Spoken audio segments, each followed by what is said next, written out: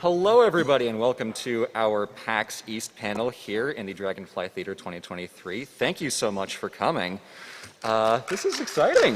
This is super exciting.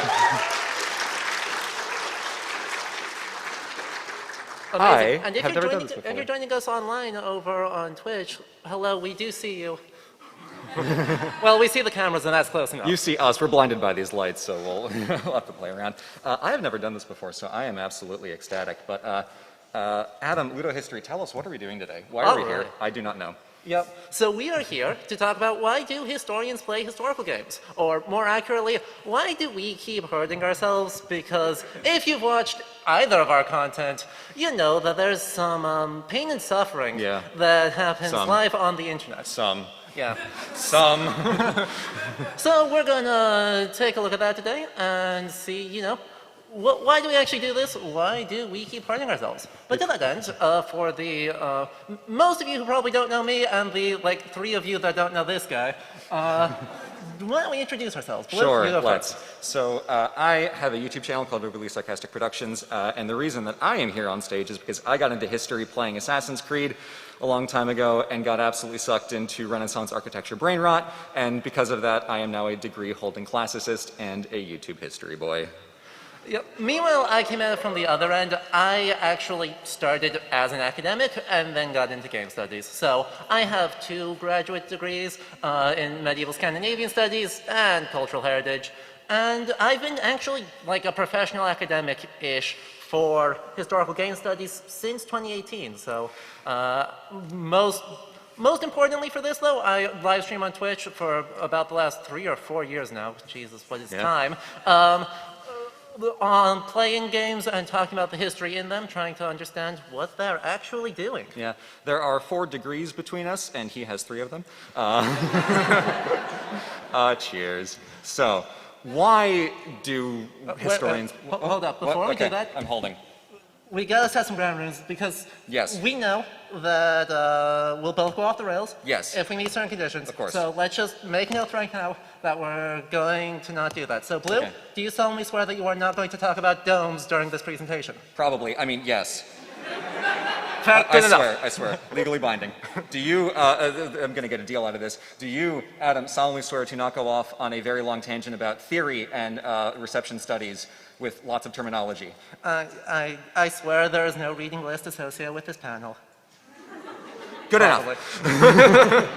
So, if I were to say the reasons why historians play historical games, I think it's because if we are having these conversations with ourselves, with our audiences online, with you folks, with the broad historical gaming public, then we can try to figure out some techniques, some strategies to help us understand how we play historical games and hopefully help developers to become more adept at crafting more authentic, more accurate historical worlds for us to play in the future. And if we have these conversations, it'll work perfectly. Why are you looking at me like that? That's a great idea, and I agree with you. Audience, raise your hand if you're a developer at a AAA studio. Okay, you come to the front, everyone else out. So this panel is now for that one person in particular, and yeah, I'm just gonna scooch my chair this way. 99.5% of the audience are not developers. Yeah, there goes our brilliant plan. Maybe this isn't great. What's our other strategy here? All right, hold on. So the idea here is that video games are like a multimodal classification of a culture. So we look at all these discourses and all these ideas of what cultures are doing, and they receive and adapt historical information suitable to the needs of their culture space, and therefore parsable and therefore analyzable by scholars and publics. That sounds like theory. Is that theory? Maybe a Did little you break bit. We had a deal like 5 seconds ago. We swore an oath. Okay. This is why we can't have nice things. So yeah, so maybe we should just start over from the top, and to get to why we hurt ourselves, let's start with how we hurt ourselves. Yes. So there are many ways that we will cover in the course of this presentation, but the first one here is accuracy nitpicks. Probably the most foundational level of being petty about games online professionally. So this falls under the umbrella of aesthetics. Games are pretty, and we like that. Assassin's Creed Unity, the best looking Assassin's Creed game. It's Paris! We're practically there. It's wonderful. The difficulty, though, is that when a game is really high fidelity, it kind of implies that down to all those little details, like the details on Notre Dame, the little thingies hanging off the side of buildings for Arno to jump off of, the specific alignment of barrels in the street, the more granular and detailed these worlds get, the more the game kind of implies, I know exactly what I'm talking about, and everything that exists in this world is here for a specific reason. So fidelity shows a lot of things, but it also implies an accuracy that is maybe not always there? Maybe not always there. Maybe not. Usually not always there. So even just with Assassin's Creed Unity, with that example, a few years back, Simone at Polygon had that fabulous video talking about, turns out Notre Dame is not actually correct in that game. No, the way they do it is that it's a series of different aspects of Notre Dame stacked up over a course of many different parts of history. So there's stuff that's very old that wouldn't have been there by the 1700s. The spire wasn't there yet, but they have to put the spire in. I mean, what's Notre Dame like without the spire? Oh, now I'm sad. That's the whole point of this presentation. We're sad professionally. But the thing that's great about games is that we can kind of immerse ourselves into these worlds that have these aesthetics of cowboys in the Wild West, samurais in medieval Japan, and as you see here, a lovely picture of St. Peter's Basilica and Assassin's Creed Brotherhood. Blip. Yeah? Blip. Domes? You're right. Sorry. Yep. Domes. My bad. Yep. So, yeah, basically as we start digging into games, you're going to find that on every level, the more you dig, the worse it gets. I've got a screenshot from one of the initial trailers for Assassin's Creed Valhalla. Literally everything is wrong. As a degree-holding medievalist, I'm here to tell you, literally everything in this screenshot is wrong. There are no stone castles in the 9th century. The red banners with the cross and the doves, the background should be blue, and also it's a 13th century thing for the 11th century, and this game's set in the 9th century. So... I mean, like, obviously, right? Yeah. Yeah, so it's just completely made up, but it still has that air of authority. And if you've been around my content, it is fantastic content to go in and spend 8 or 9 hours and just lose your minds. We did that with Wrath of the Druids and Siege of Paris. Yeah. You've never been the same person since. No. I did it with New World. That was a mistake. Yeah, no, that was a mistake. I was there for that. Yeah, that was a rough time. Yeah. So it turns out, realistically, if the standard we're going for is that games are accurate, it's simply too much. You're not going to have a good time. It causes way more pain than it causes joy. Yeah. So then throughout the presentation, though, we are going to give some hot tips to not go insane while doing this. Don't be this guy. Who remembers this screenshot from way back in 2013? For anyone who doesn't know, in Total War II, the sandals on the Legionnaires are incorrect. And here on the forums, some 10 years ago, someone felt the grand need to inform everyone else about that. The people in Rome 2 Total War are this tall 98% of the time. You don't need to be worried about the sandals. Only 8 straps instead of 10 SMH my Gallia helmet. Exactly. That was a joke for exactly 4 of you in the audience. So that's aesthetics. It is the most obviously straightforward, in-your-face, beautiful part of the games, and a lot of where most of the analysis of historical games starts and ends, and that ends up doing a disservice to the actual world of history, because it's more than what the game looks like. It's about the story and the events that we're depicting in these games. So that takes us to the second way that we hurt ourselves, which is trope fatigue.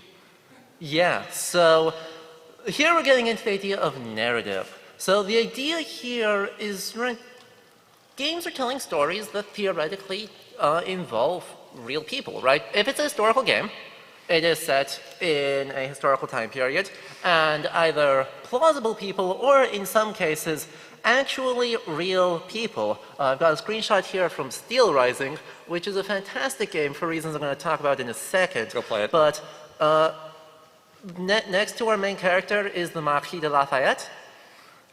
He has a British accent in that game. Don't question it.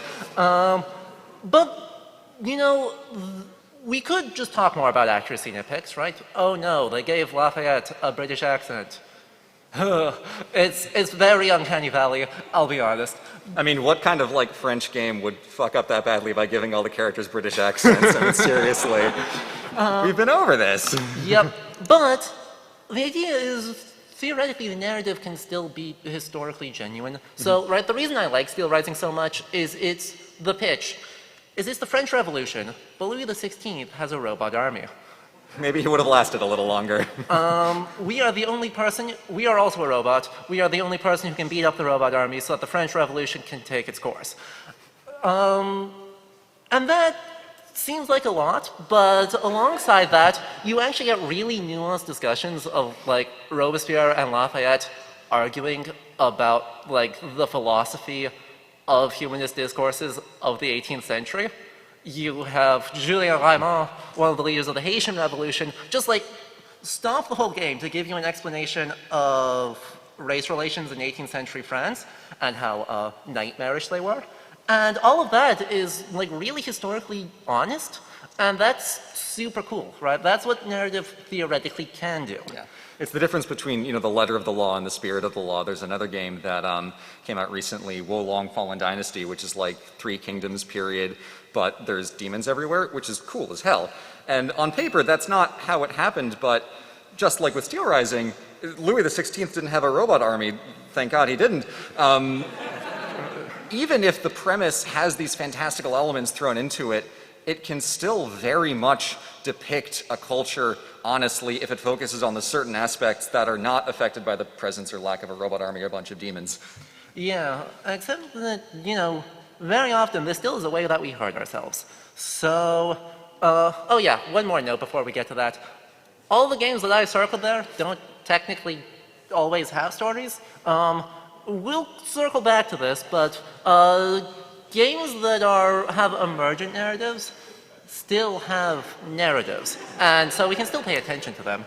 But, you know, Paradox games we'll talk a lot more about in about 10 minutes. Actually, the lore of chess is really fascinating. It has a lot of historical background. I've been browsing Anarchy Chess a lot lately. There's a lot of stuff in there. Yeah. You know about En Passant? I'll tell you later. The thing that gets tricky with these kind of Paradox games is that there isn't a narrative, and there's not necessarily like a set win condition, so you can do things such as creating glorious restoration of the Roman Empire that stretches from Byzantine Iceland to glorious Roman Sri Lanka, apparently. I mean, look at this map! Yep. What is happening here? I mean, hey, I'm on board with the Patriarch of Jerusalem also being the Bishop of Reykjavik. Sign me up. Because on paper, we're just playing around. We're having fun. We're painting the map purple because that's what Byzantine God intended. But the problem is that when the game lets us do these things, and then we do, we kind of stop asking questions about, like, is this weird? Is this okay? And we just do it because paint the map purple, and that's a fun. The dopamine goes burr. So when the games don't have a set narrative, it can still bring up thorny questions of who are we in this world, and what are we doing, and what is our relationship to the millions of people on this map that are all paying tribute to the glorious patriarch and emperor in Constantinople? Yeah. As they should. No, we can't do this. So, how is this actually pain? Realistically, if you play enough games, you're going to start being able to predict what happens in games real fast. This is doubly true in historical games. We see games set in these same time periods over and over and over again. How many games about the Vikings have come out recently? The answer is yes. Like 5 this week. Exactly. How many games about Rome exist, and how many of them are good? 2? Yeah. 2? Yeah. So, we also tend to see the same violent stories over and over and over again. So, let's just run a thought experiment. What's the difference? Hello, voice crack. What is the deal? Sorry. What's the difference between the Kumans in Kingdom Come Deliverance, being a foreign, barbarian, otherized horde that attacks the good hero and commits great violence, the Mongols in Ghosts of Tsushima, being a foreign, otherwise otherized horde that commits great violence against our protagonist.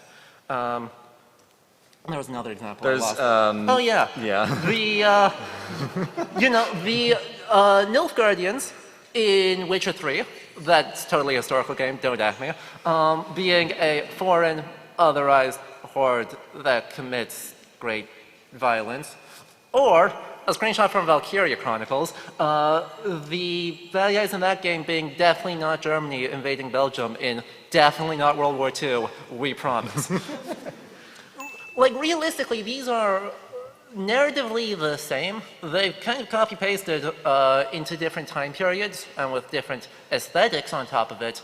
But on a narrative level, there's very, very little difference. And yeah, I can't say any of these depictions are great. Because it reinforces the same concepts of who is historically the good guys. It's like, ah, yes, Eastern Europe standing up against the awful forces of someone from further east, it doesn't matter who. Japan standing up against the awful forces of someone from further west, it doesn't really matter who. And then World War II a million times over. It all ends up being the same story, and it reinforces, like, these are the historical good guys, and these are the historical people who don't look like us. Exactly. Zoinks! Exactly. Now, quick disclaimer here. World War II becomes the framework through which all other historical time periods get interpreted. Relatively unambiguous good guys and bad guys in that one, let's be honest. Nazi Germany, bad. Spicy historical takes right here. But this is the lens in which a lot of other historical events get interpreted, and as we get into different time periods, less popular, time periods with less media about them, this quickly does end up devolving into a lot of nationalism and weird antlers on things that really don't need, like, spooky antlers. Yeah, that's jumping back to aesthetics for a second. If you see a character who is like some version of pagan and they have antlers on their head, that is that's problematic. It's usually Neolithic is where that aesthetic comes from, if anyone's curious. But yeah, in most historical time periods, spooky antlers equal pagan, equal typically bad, and that's rough. Yeah, that's very rough. So what's our second hot tip as we're getting into the question of narrative? Adam, hit us here. Yeah, this hot tip really boils down to play more indie games, because it feels better to play something that's interesting and pushes on historical setting than it does to see a safe narrative done, even one done well. So I've got the example here of The Legend of Tianding, which is a game that came out in 2021 by Taiwanese developers. And Tianding is a folk hero in Taiwan, and this is basically a straightforward retelling of his life.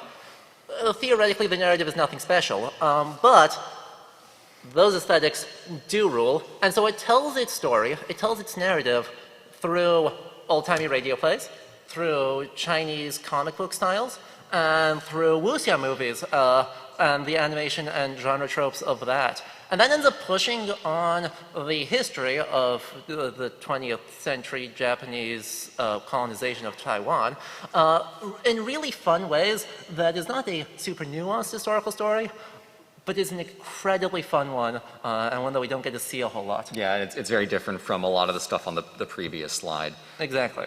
Yeah. All right. So that covers the broad space of narrative in historical games and the ways in which we can either reinforce or undermine potentially icky tropes. As fun as painting the map purple is in the Paradox games. That takes us to the third part, which is focusing on mechanics and the idea of suffering through the unfun. So unlike the media that exists on a page or on a screen, players actually do stuff in games, which is pretty cool. And that allows us to have agency as a real, not a real historical character, but agency as a historical character and feel like we are more inhabiting a space than just, watching Gladiator on a movie screen or reading a book about, name your favorite historical period, Renaissance Italy. But the question of what we're actually allowed to do in those games determines the experience we have and whether we enforce a historical fantasy or if we're maybe undermining everything that we're trying to accomplish. So taking the example here of Red Dead Redemption 2 and Ghost of Tsushima, it makes sense to be able to do like Rockstar Games type crimes in Red Dead Redemption because we're a criminal. We're a criminal. To the railroad tracks. Yeah. Snidely whiplash mustache twirl. It's correct. It was what the designers intended. Whereas if you're playing a game like Ghost of Tsushima and you're supposed to be this noble, cool samurai who doesn't do crimes and reinforces kind of interesting class structures about medieval Japanese society, if you are suddenly killing people, that is not historically what is supposed to happen. It doesn't really make sense with the narrative, and it just kind of breaks. So mechanics that make sense in one game might completely undermine the entire point of the story in another. And that is an interesting question when a lot of larger games have to work with a lot of the same mechanics. Yeah. How do you craft historical or gameplay experiences that match the historical setting you're trying to engage with and present? Assassin's Creed has this problem all the time. Every time. There's so much, I made a promise that there wouldn't be a reading list, so I won't give you specific citations. But come talk to us in the community room this evening, and I'm happy to give you so much information about franchise installations and how that affects the mechanics, because there's a couple of really smart people working on that. He's going to hand you a whole stack of books, and you have to read all of them there before you leave. Look, books are expensive. I'm not going to let them out of my sight. Yeah, exactly. Come on. So as we're suffering through the unfun, this can manifest in different ways with different games. So Adam, I think we should each have a little confession here. Yeah. What's yours? I am the only person working in historical game studies that really doesn't like paradox games. How is this good? That is a tooltip into a tooltip into a tooltip into a tooltip. There is I move enough numbers around on spreadsheets for other reasons.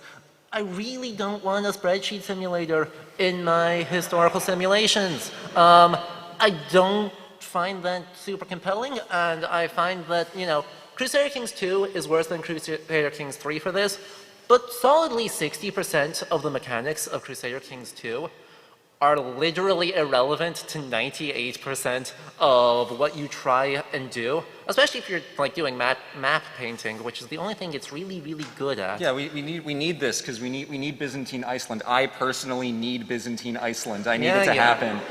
The tooltips will make it happen for me. This is the only way I'll find fulfillment. Is your spy master who has gout and one eye but was brought up in speaks 17 languages going to get you Byzantine Iceland? The what? How does this have anything to do with the beehive onager? That's my favorite weapon. Yep. This doesn't... Exactly. What? No. Exactly.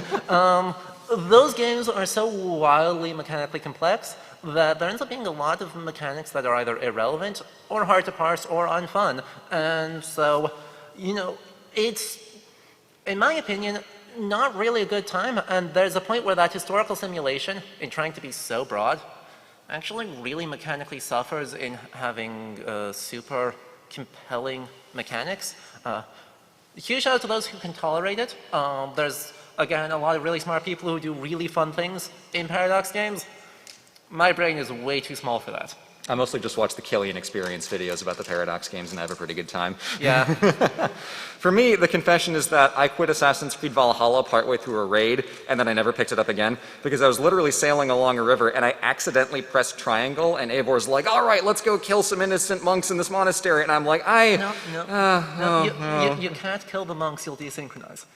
But you have to kill all the priests who weirdly have maces for some reason. Yeah, you have to kill all the soldiers that are conveniently placed so that you don't kill the monks. Yeah, it's a weird experience, and as I was in this, I'm like, I don't want to do this. So I quit, I uninstalled. That's the only time I've ever, not rage quit, but sad quit a game.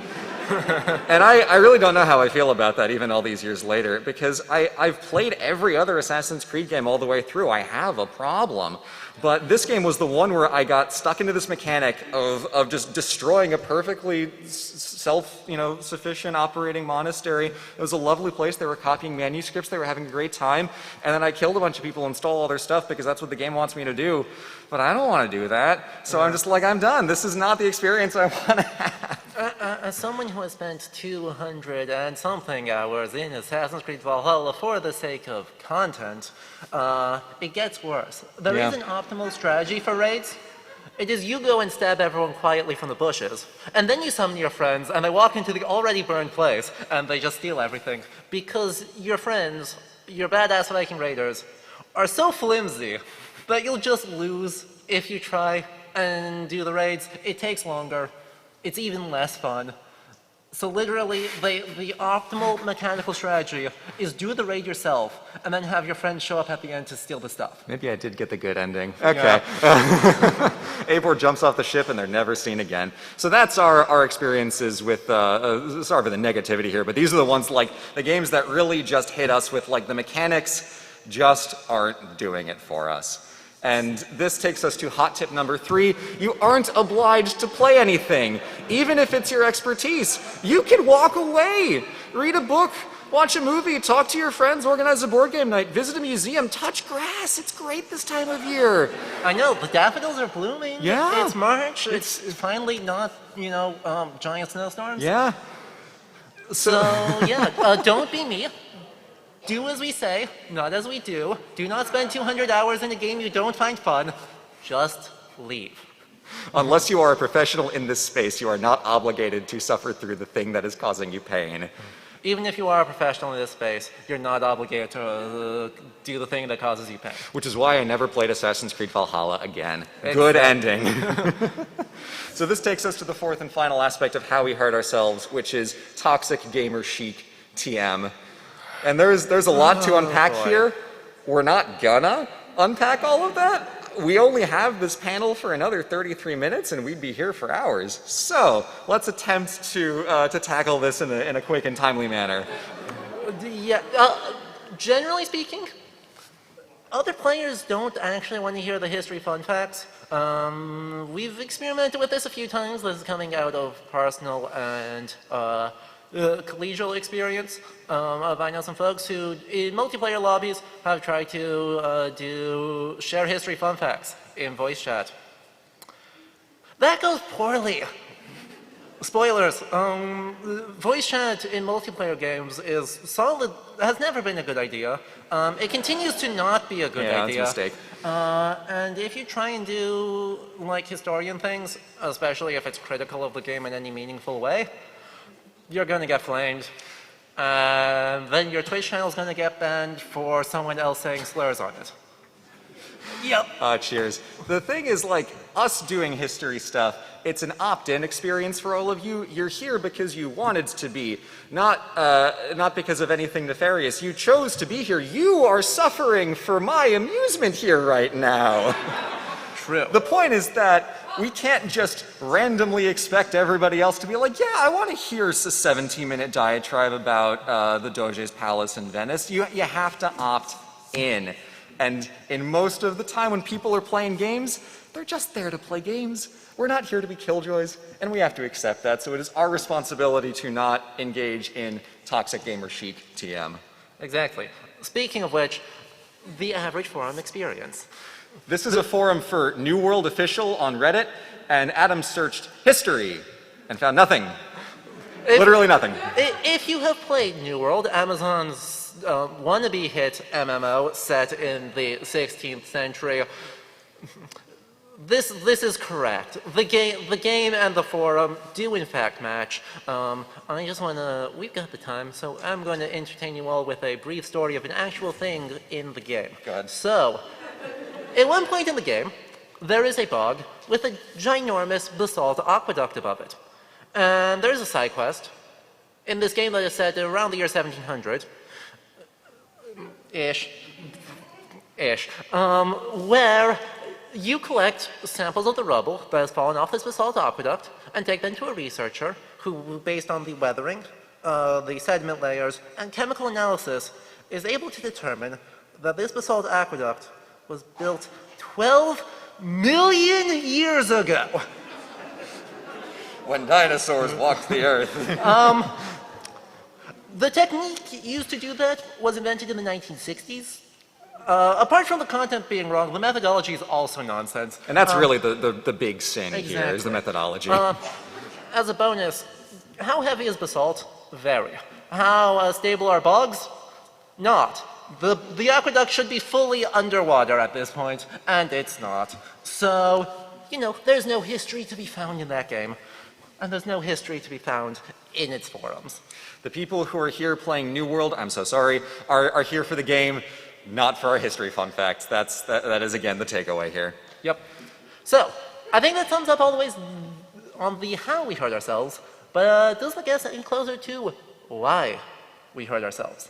I think we might be onto something. We've danced around this issue a little bit, but the idea that we're kind of getting at is we have these three pillars: aesthetic, narrative, mechanics, and then the absence of toxic gamer chic. And when those three work together, the rare times that they do, something really, really cool happens. Oh, never mind, I skipped a slide. Yep. That's what this slide was supposed to be. Exactly. Right. Basically, the pain comes from largely boredom, largely from seeing the same things we've already decided we don't like, and you just get inundated with it. You see it again and again, and by the fifth time you've seen it, you're just like, okay, can we move on? Can we do something different? Please? But when they do something new, when the aesthetics are historically grounded, when the mechanics are interesting and make sense, there's something pretty special that happens. Something pretty cool happens, and that is when Achievement Unlocked Transcendental Experience, we enter into a historical fantasy. Which is not to say there are dragons everywhere, except in Wo Long Fallen Dynasty where there are, and that is pretty cool. But True. It is the state as players of believing in a historical game world distinct from the real world and being able to feel ourselves really meaningfully immersed in the idea of inhabiting a character in this environment, in this time period, in this setting, and having some sense of agency and interaction and presence in a historical space that you can't get from any other kind of historical media. Not books, not movies, not even travel. It's the sense of being, this person in the French Revolution, but it's robots everywhere, and I am in this, and I'm talking to the Marquis de Lafayette, and he has a British accent, I'm not really going to question it, but being in that world and having that conversation and having that experience is the fantasy of being an awesome kick-ass robot Souls-like protagonist in revolutionary France. And that is the fantasy. It's not about just, fantastical elements. Yes, no, it's this presence in a game world, in a historical world that only games can get. Exactly. And that's what kicks ass. Yeah. If you've heard the term of power fantasy, power fantasies are another type of fantasy. This is not to have a reading list, but this is coming out of J.R.R. Tolkien, actually. So, right, power fantasies are one type where you are the most powerful person and the world revolves around you and you can go do anything. A historical fantasy is just another subtype of that, where, we're believing that we're in another time with all of the weirdness and all the familiarity that comes with that. Yeah, and that requires a little bit of suspension of disbelief, so we're going to pretend like the Kaliga slippers do have 8 straps instead of the 10, and we're going to let that slide, and then once we can kind of, those little aesthetic quibbles, we're dropping our toxic gamer chic, we're allowing ourselves to be immersed in this world, and that's when it really comes alive. Speaking of dropping the toxic gamer chic, let's just acknowledge this. There are games that are very good at creating fantasies where their interpretation of history is bad and toxic, right? Sometimes they're based on outright lies, where they're just making stuff up and using that to assert power over other groups. Some are based in racism, ethno-nationalism, misogyny, queerphobia. Kingdom Come Deliverance is particularly guilty of this, despite the environment being incredible. So we just want to recognize here that we are not speaking of all historical fantasies as being equal. That's where that toxic gamer chic comes in. We find the value, the reason why I do this, is in compelling fantasies based on historical empathy rather than historical abuse, right? TERFs and fascists are not welcome in game spaces, and they are not welcome in historical spaces. Get out of here. Exactly. And so we're games that acknowledge historical diversity and build their narratives and mechanics on ideas of empathy are where the magic happens. So, this is really the real reason we do this, is because when the fantasy works, when it hits, we can suspend our whatever else is going on in the background and just immerse ourselves fully or close to fully in all of the nuances, weirdness, ups, downs, amazing things, horrible things that deserve analysis and understanding and recognition, and just be in this world. It's such an enthralling experience that is just unmatchable, and when games really get that right. I'm repeating myself because it's just like, it's so good. Yeah. So let's talk about some of the examples that do this, and we're going to talk about the example that we've complained about throughout the panel. First, Blue, take it away. I will take it away. So the reason that I got into history in the first place is because I played a little game called Assassin's Creed and Assassin's Creed 2. I was only able to play Assassin's Creed 1 at the ripe old age of 13 because I told my mom there's a setting that lets you turn off the blood, and she was like, all right, fine. I'll bite. I'll cave. I'll cave. Thank you, Ubisoft, for that. But then I started playing Assassin's Creed 2, and I was like, okay, this is cool.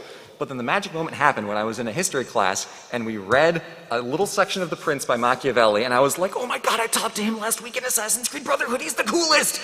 And that connection of, he's my friend Machiavelli in the game, and now I'm reading his stuff, and then it does a little fusion ha dance, and then it's like, whoa, I understand it. I'm not just playing a game and like seeing this thing happen in a world over here. I'm not just reading a book that came from some old dead guy somewhere. My friend wrote that. Machiavelli, my personal friend, wrote that. And that experience of connecting that made me be like, oh, there's something here. I get it now. And that whole thing is what made me decide, for better or worse, to stick with this game franchise for so long. Playing through all of them except for Valhalla. And the beautiful thing is that I'm not alone in that. I mean, look online, there's so many people who are like, Assassin's Creed got me into history. It didn't teach me everything I know, it got me into history. Yeah. And that's kind of the distinction here, is we're not asking games to be better than books. We're not asking games to be better than college classes. If a game can get someone invested in a time period and interested in going to learn more, the game has succeeded. It creates the fantasy that people then want to feed with real-world knowledge of all this history, which is why I spend so many hours of my life looking at domes on the internet and talking about them. Blue? What? Blue? Domes? Domes? Oh, You made a promise? Yeah, of course I did. I lied. Oh.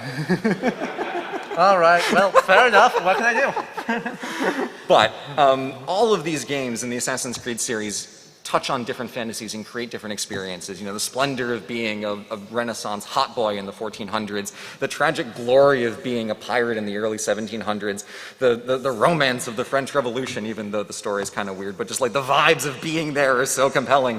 The epic hero's odyssey in AC Odyssey, that by like the letter of the Peloponnesian War, there's so much stuff that's absolutely all over the place. Like the fact that they actually insinuate that Athens could fight Sparta in a land battle and win, or Sparta could fight Athens in a naval battle and win. Sparta didn't have a navy until the last 3 years, and they borrowed it from the Persians. Come on! So it's like the history stuff is kind of a mess, but this idea of being this epic hero type character works. They create this kind of like Homeric, I mean, it says it's Assassin's Creed Odyssey, it's not Assassin's Creed Peloponnesian War. You are playing an epic hero, and the time period it's set in kind of clanks a little bit, but the fantasy they're trying to give you is not being a, you know, some Athens, you know, oh, I'm going to make sure that Pericles wins. It's being an epic hero and going around and getting into trouble and doing all these things, and that's what works about it. That's why it is actually cohesive, that you can actually go to Crete and fight the Minotaur, and it fits because you are an epic hero in that game, and that's what they're accomplishing. Yeah. And then, of course, the raw catharsis of fighting slavery in the Caribbean. Fuck yeah. That's why Assassin's Creed Freedom Cry is the best Assassin's Creed game. Exactly. You get to beat up slavery. It's awesome. Yup. If you didn't say I was going to, because Assassin's Creed Freedom Cry is just the best Assassin's Creed. It's the best one. It's the best one. It's a shame, like, no one has played it. Yeah. Yeah. Ubisoft, go play it. Please give us a decent version. I'm begging you. Is it available on PS5? Yeah, no, it is. Yeah, go play it. Leave right now and go play Freedom Cry. Amazing. Thank you. So, that's example. my thing. It's only fair. So, if you thought that we were going to get through this entire panel without me talking about Pentiment, you were sorely mistaken. This game came out at the end of last year. It was developed by Obsidian, led by Josh Sawyer of Fallout New Vegas fame. And this game freaking rules. This game did things I literally published an article claiming were impossible. And then 2 months later, it came out. It was a good article, too. Shame it's wrong. I know, right? This particular scene, should immediately sell you. We are in a German village in Bavaria. Brother Sedat, my beloved, is from he's from the Roman branch of the Church of Ethiopia. And he's telling all of these people, while Andreas Mahler's hat gets stolen, about Solomonic Christianity, about Ethiopian Christianity, and about his hometown. And that is freaking phenomenal. Every aspect of this game oozes style and understands early modernity, the Northern Renaissance, better than any game I have ever played. Right? When I talk about historical empathy, right, the representation of people with different experiences and an understanding of the ways in which their lives are deeply familiar to us and the ways in which their lives are completely different. So there are Jewish characters in this game who aren't major characters and friends of one of our playable characters. There are Ethiopian characters, right? There are people with autism. There are people who are disabled. Someone's blind in the game, and they all have incredibly richly developed personal lives. They still have personhood. Yeah, exactly. And so, right, you learn about these people and solve some murders and get your heart broken. And it's freaking fantastic. Also, it has a bibliography. Adam doesn't have a bibliography for you, but Josh Sawyer does. Exactly. This is the visual representation of the bibliography. The game's credits literally has a properly Chicago manual style formatted academic bibliography. Also, thank you, Josh. Also, while I quibble with a couple of the sources, there's a bunch I can't read. They're in German. I can't read German. The ones I can read, it's basically the bibliography I would have made, and that's stupidly incredible. This is the best historical game I have ever played. If you haven't played it yet, 100% recommend. So, one final example to talk about is not necessarily a history game, but it is. That's the plot twist of God of War Ragnarok. So this is God of War 2018 and God of War Ragnarok, where Kratos, after destroying the entire concept of Greece, goes north and ends up in the vaguely Scandinavian world of Midgard. Don't ask the developers how. They are very coy about it, and I find that funny. But the core principles of this game should not work. The visuals are all over the place. The narrative subverts every written source that we have, nearly, and the mechanics are you kill people. That's the whole thing. It's God of War. You just murder. Yet, it works. It works so well. well. Why does it work? Adam, tell us. It works so well. So, a lot of what we see visually is the most over-designed nonsense I have ever seen. I thought for about 32 seconds about how any of Atreus' outfits would function, and then I gave up because my brain started hurting. See, he walked away. He did the thing. He did one of the hot tips. Exactly. But the part that works so well is that the fact that the gods are massive jerks is a feature, right? So, taking off my historical games hat, putting on my other graduate degree hat. Oh, look at Adam with 2 graduate degrees. I know, right? But the medieval sources are all incredibly pro-Aesir, right? When we talk about Snorri Sturluson's Prose Edda, when we talk about the Poetic Edda, all the things, or if you follow this channel that Red talks about, those sources all incredibly pro-Odin.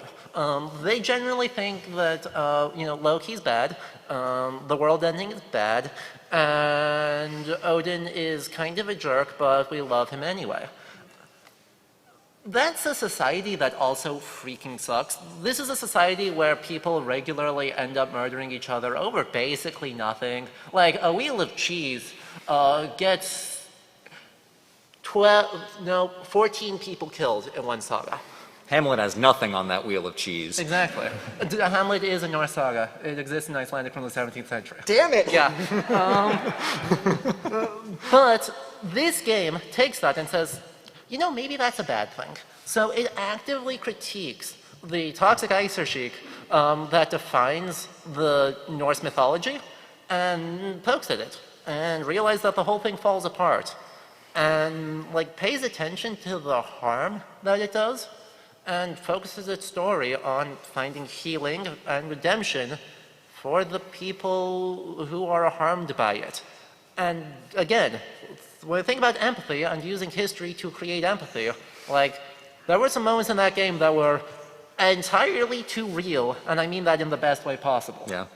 Yeah, the whole reason that, sorry, spoilers for God of War Ragnarok, I guess, I'll make this extremely vague.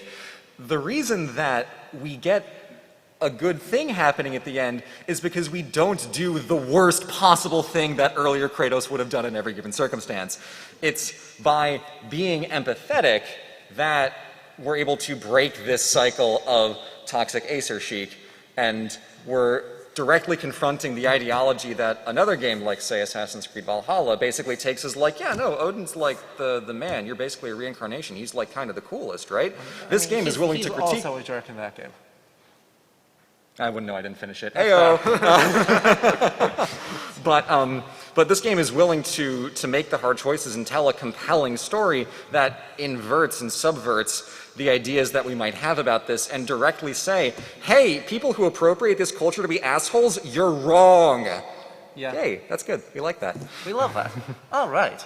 So I think that does it for our examples for this. So just as a heads up, right, we've been pretty critical of some games here. And to those that we love as well, thank you to all of the game devs who work to create the historical worlds. Right, making games is hard, and historical game dev is extra hard.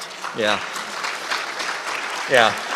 You're facing the double challenge of trying to make a good game and also do good history, and doing one of those is hard enough. Doing both is an extra challenge. So we wielded our words sharply over the course of this presentation, but it's because not that we are exhibiting toxic gamer chic, but because we're trying to come to a better understanding collectively, individually, and as a gamer community, I hate that word, of what we can do. Getting back to my first incorrect answer of like, if we have these conversations, maybe we'll solve all the problems in the world. We won't.